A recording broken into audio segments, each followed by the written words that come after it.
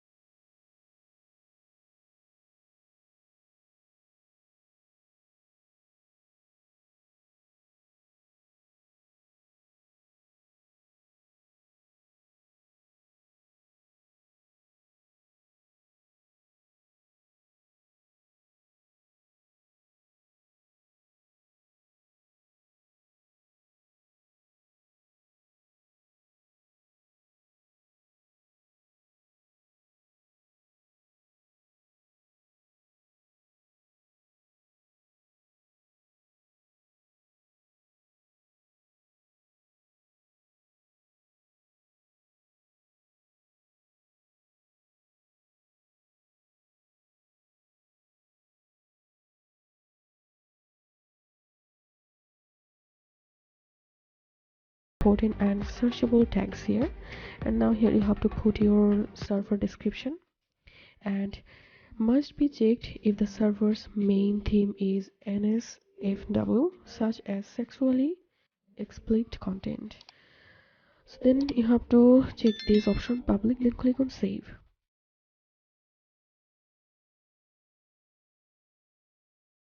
and click on continue, authorize, and ensure that you're not a robot.